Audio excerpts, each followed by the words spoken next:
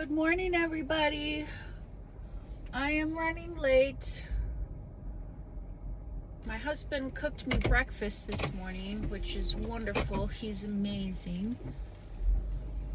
I woke up today just feeling nauseous. It just comes with pregnancy. I'm almost 9 weeks, so I think this Thursday will be about 9 weeks that I've been pregnant. It's a beautiful morning. I don't even think I need my jacket, to be honest.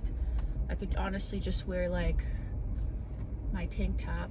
Oh, the weather's so beautiful. I love the summertime because the sun comes out like early in the morning and it's not all dark and dreary like it is in the winter time. But oh, I just love summertime. We just get so much sun. We've been getting a ton of rain. Everything looks super green right now, so that looks beautiful.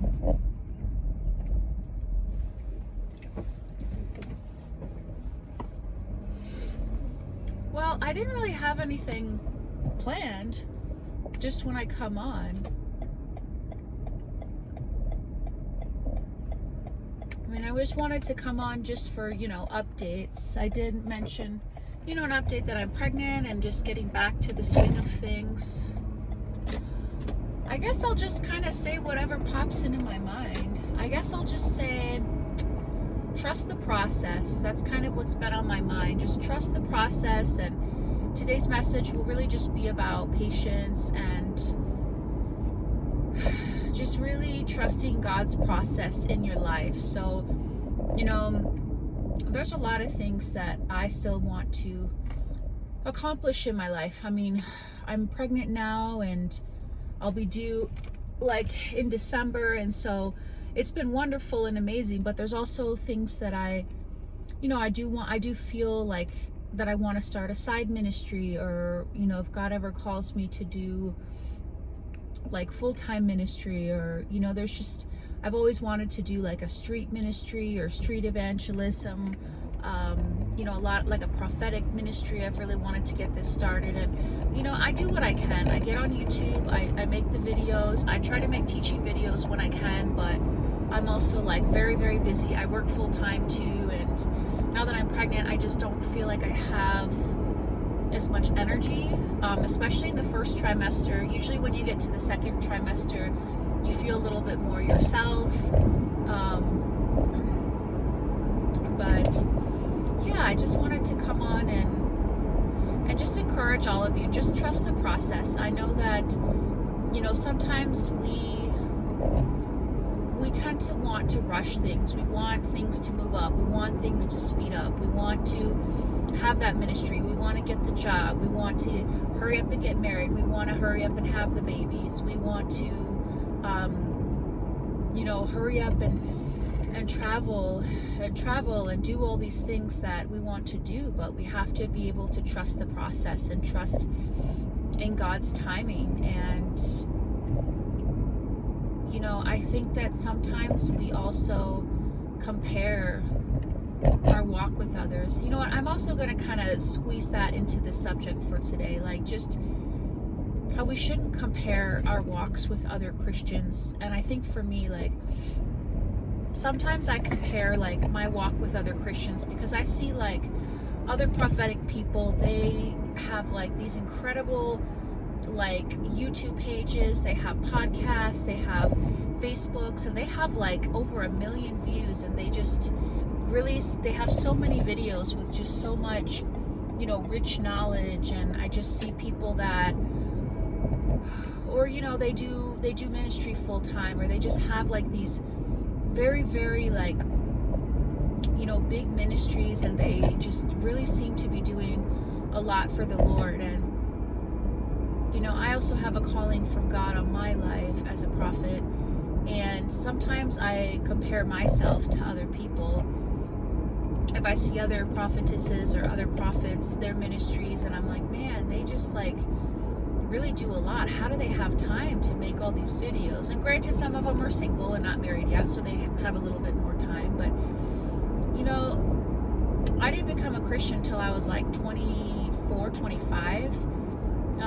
And sometimes I'm like, you know, I wish I would have done this a little bit more. Maybe if I had been saved like as a teenager, then I would have had a little bit more extra time. But we just have to trust in God's timing and trust God's process, because, you know, we can't, there's a saying, a quote saying that says, comparison is the thief of joy.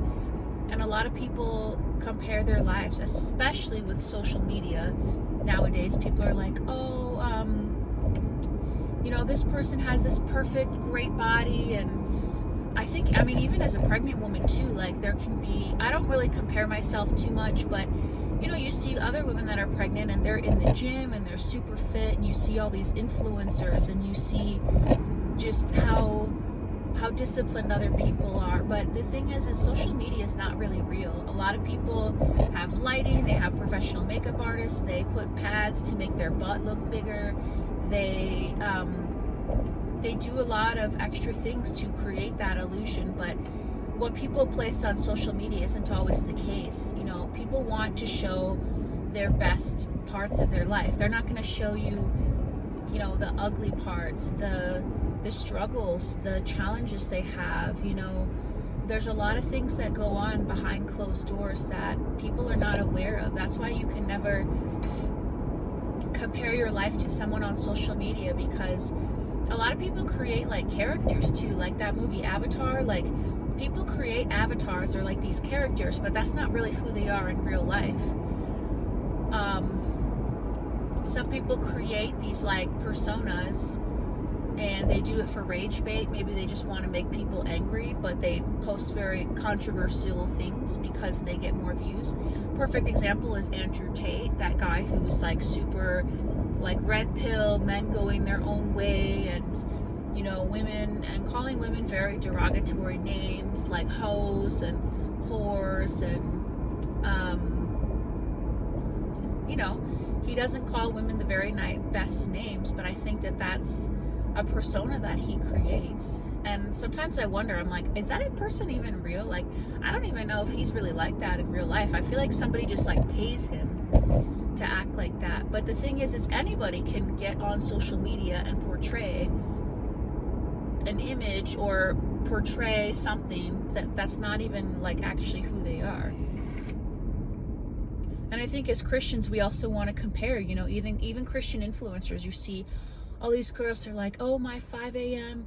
routine, I'm up at 5 and I'm in my journal and, you know, doing my devotions and my quiet time with the Lord, and, you know, I'm just like getting up early and I eat super healthy and I go to the gym and I, you know, have this perfect family and we have this big house and our house is always clean. And but that's not really like real life. And I think a lot of other Christians compare their walks with others, whether it's, you know, the things that they have, or you know, oh, this person does ministry, or I'm not doing enough. And I've done it too. I'm like, you know, I wish that I could do more videos or more teaching videos, or, you know, I do what I can. On Tuesdays I do my car videos, but I would like to have more time to do, you know, more in-depth teachings on YouTube, or like having more time to post things on social media. And I mean, I would love to start a podcast. Like, there's things that I want to do, but I'm just not able to do right now. And especially with a baby on the way, that's going to be my priority, is my family. And family is your first ministry. And, you know, once I have a baby, that's going to be my priority. So I think we're all in different seasons of life, and we have to make sure that we trust the process. We don't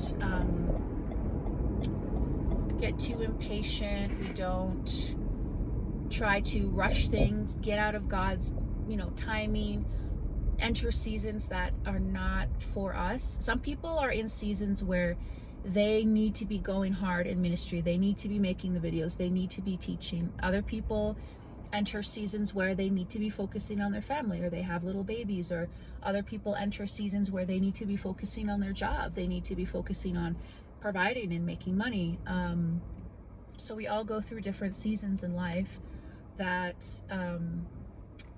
that God just wants us to focus on. So we need to trust the process and trust that God is going to come through when it's time. I remember when I was praying that I would be pregnant, and, you know, 6 months later,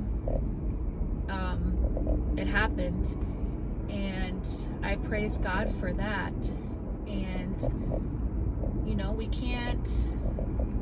really can't do it all. I know some people like to sell the image that you can do it all and you can have it all. Like, no, you can't do it all. You can't have a perfect family and take care of your kids and work full time and do all these ministry things and have all your food meal prepped and have a perfectly clean house and keep up with the laundry and have a great marriage and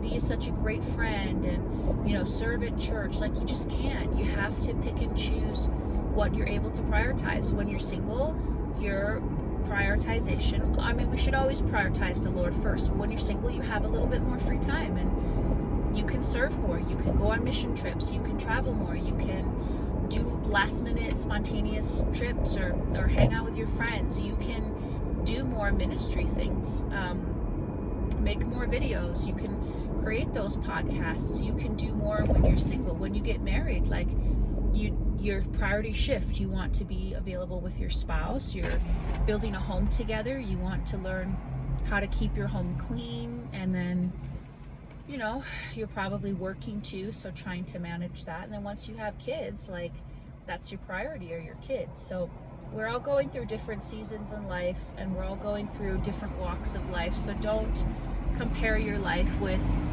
other people. Don't try to do what other people are doing, like, oh, this person is doing ministry and I gotta keep doing that, when God is really telling you that you need to be with your family and you need to be prioritizing your kids and you need to be taking care of your home. If you can't manage your home first, you should not be doing any kind of ministry. So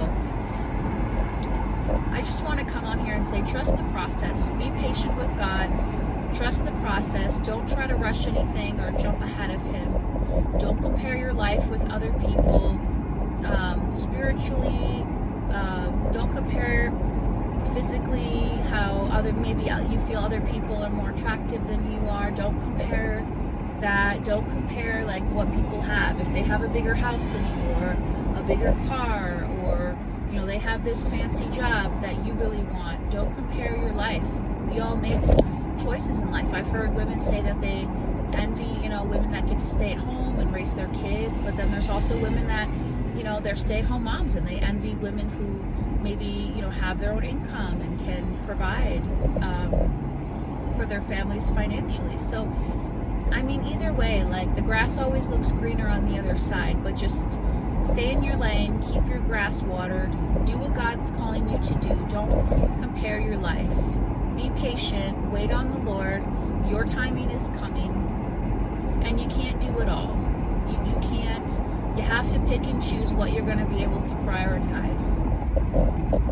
It's impossible to do everything all at once. So focus on what God's telling you to do in this season.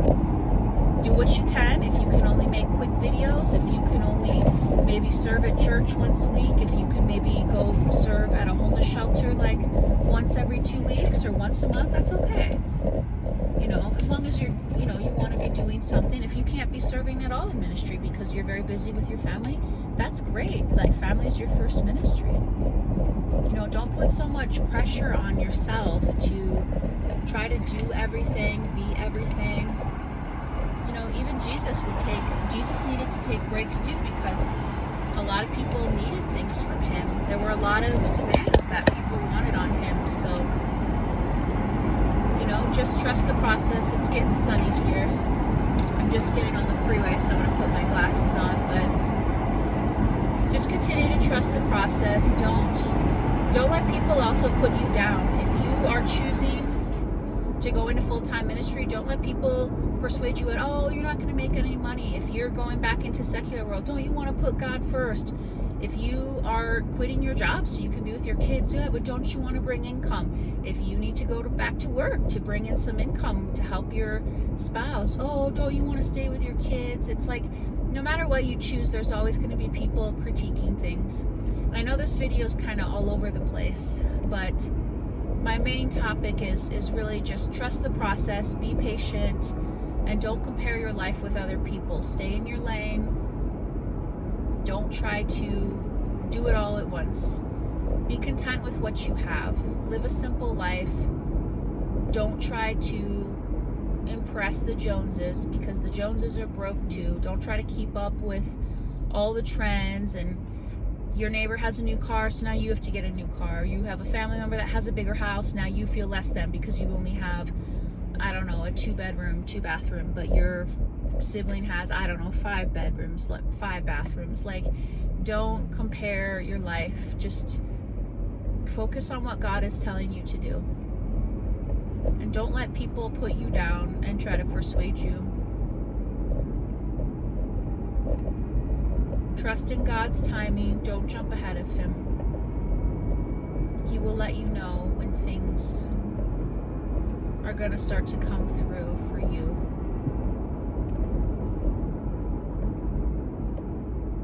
Don't compare with others.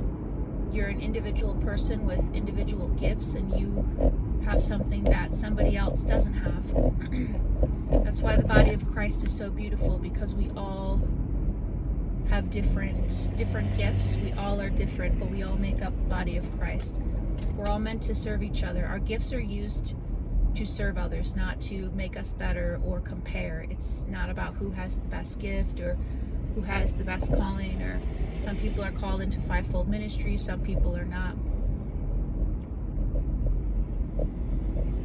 Just do what you can for the Lord.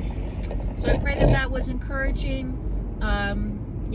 I pray that that was helpful. I will be trying to want to do a little bit more teaching videos. We'll see how I feel. I just got a lot going on right now, but I pray you all have a blessed day, and I'll talk to you soon. Bye.